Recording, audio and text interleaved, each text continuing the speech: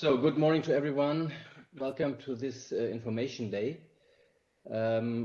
First, big thanks to the colleagues from 6GIA and also my team and the SNS office for organizing this.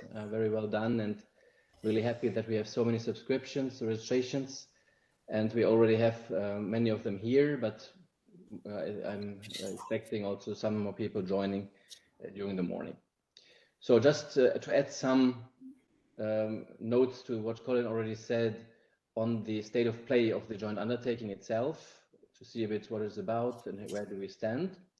The policy context of this initiative is indeed this 2030 Digital Decade program, which is organized, which is much broader, of course, than connectivity and infrastructures, which goes into things like skills, digitalization of public services and businesses, but also has a big part on infrastructures.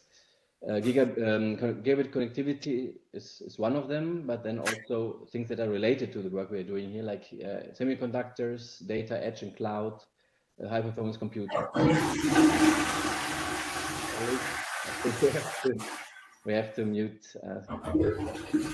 colleagues. Good. So then we have a number of tools in terms of public financing programs to address these policy objectives. And these go beyond Horizon Europe. We have also a quite ambitious big infrastructure program called Connecting Europe Facility. And we have the program called Digital Europe Program, which is on capacity building and uptake. And then finally, we have the Horizon Europe program, the success of Horizon 2020. It's about maturing technology, developing concepts, and then bringing them to the market. So you see here a number of key technologies with these yellow arrows, and one of them is, of course, 6G. I don't know, Alex, if we have the possibility to mute as an organizer. Well, actually, this is, I'm trying to do so. Yeah. Otherwise, let me try. Yeah.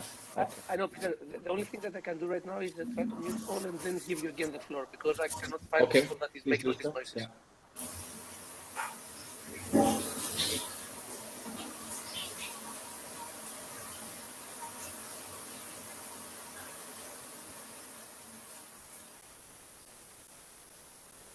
Okay, that's much better, Peter. I think that you can still speak.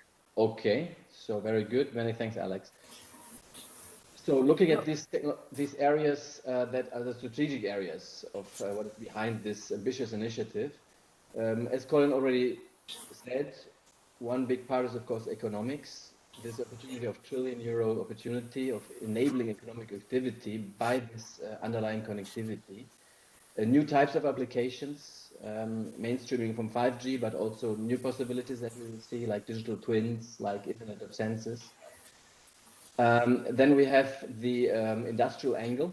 Industrial leadership will be an important objective.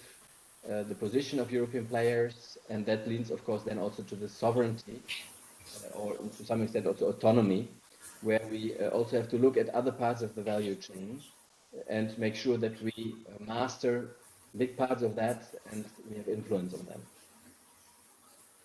Finally, societal challenges are very important. As we know, connectivity is underpinning those, like accessibility, inclusion, green technologies, sustainability. And the answer to these strategic challenges is indeed to step up, to work closer together, to have a more strategic setting of the agenda with this joint undertaking that we launched a bit more than a year ago. We already made important steps in 5G PPP, the so-called bridging phase. Some of the projects are running now. The HexaX flagship that many of you know, and then also initially 9 exploratory projects. That was a first budget of 65 million, very important to start that off. And now we have that scaled up and we have mainstreamed that in call 1. Then that's under 6G SNS. 6G SNS has 2 pillars. One is indeed the implementing the program for 6G, 6G vision, research innovation.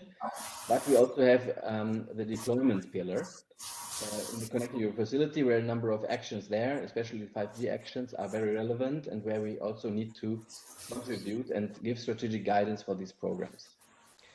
What is the big added value of 6G SNS compared to the partnership before is that we have this council regulation that gives legal certainty as regards the budget, as to regards the setup of this joint undertaking. We have this upfront commitment of 900 million to be matched by industry.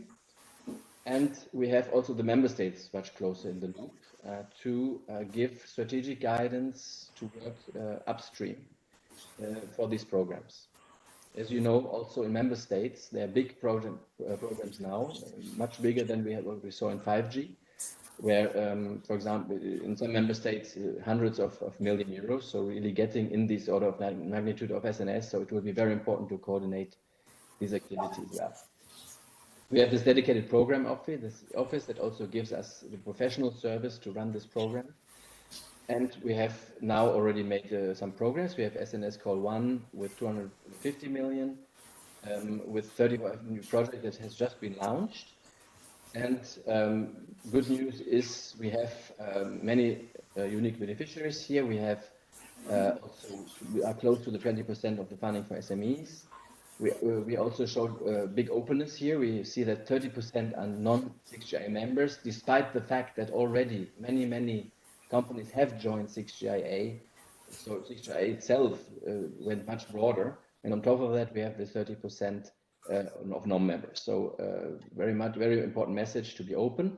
Another important message is here to really have this program approach that we already had to some extent in 5G PPP, but we also on the strategic level, we have to work much closer together.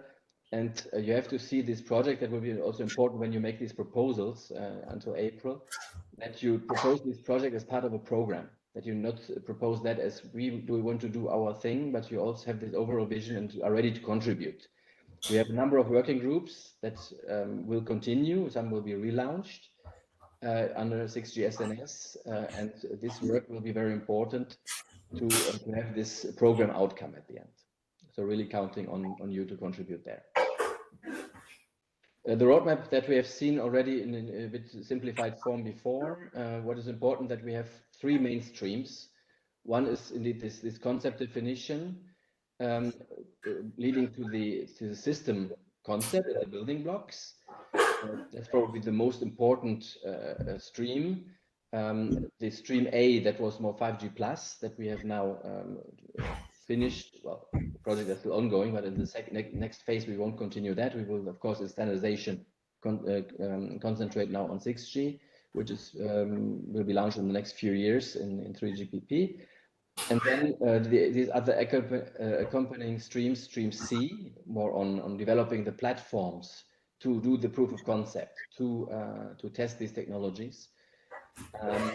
And then finally, what we call ecosystem building or validation. So really being a bit closer to the market and fostering the finalization and the uptake of these technologies together with a rich ecosystem also of users that we want to attach very much to this program. For example, vertical industries, as an example. Good, that was the Horizon Europe program under SNS, which will be the topic of the day, of course. But also I wanted to explain a bit what is beyond that, also part of SNS, and what could also be of interest to many of you. So we have the Connecting Europe facility, and this has been organized under a so-called multi-country project, the so-called 5G corridors. We have now the first pipeline also on the road or on the rails. That just has been kicked off this project. So quite successful first call with 7 works projects and 8 inception studies.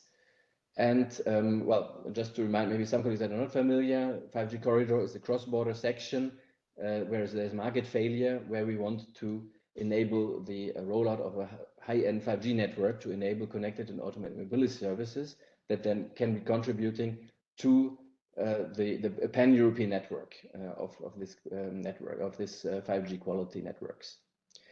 And so we, after the first call, we have a good mix of outcome. We have road and rail projects. We have also, you have seen here on the slide, a good coverage of across Europe.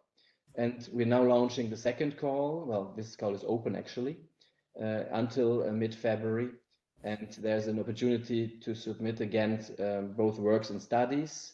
But then the big bang we will expect in call 3, hopefully just after the summer, with budget that is between 150 and 250 million euros. We're still finalizing this budget, but it will be what we call the big wave, hopefully then also coming out of these exception studies. There's also a number of opportunities on support actions. Especially I want to underline this 5G Edge Cloud Integration CSA, the last line here on the bottom, where you have 2 million euros available for a support action, 100% funded. We didn't get a response in the first call. So if you're interested in edge and cloud computing, have a look, please. This is a very good opportunity. It will have to look at the cloud deployment program and at the corridor deployment program, and then try to integrate these programs with edge computing facilities and linking it to a federated cloud in Europe. So very exciting topic. And if you're interested, don't hesitate to contact us so that we can also discuss and explain better.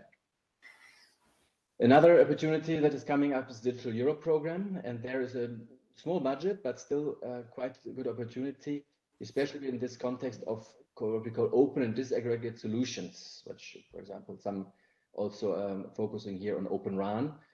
And we have seen a report on Open RAN in terms of security beginning of last year. And this is actually the part that might be interesting for this constituency here, where we want to cooperate to look at these different pilots that are ongoing in the member states and try to bind those together at European level, and also look at the challenges that come with the requirements from the cybersecurity, and also work there with national authorities. So this will be again a good opportunity, already quite advanced the time until mid next month. But here again, Digital Europe projects are not so difficult to propose. And we would encourage you, if you're interested, to get back to us and we can provide some more information. Good, so now enough talk from my side. We're coming now to the agenda of the day, to this call that has opened on the 17th of January. Deadline is 25th of April, around these 3 streams that we already introduced. And now looking forward to the more detailed presentation that are coming up. Many thanks. Thank you very much, Peter. I have to apologize for the background noises. We have done our best to mute everybody. I mean, not sure why WebEx doesn't help us with this one. So, everybody, please make sure that from your side the mic is off, because we can still hear noises.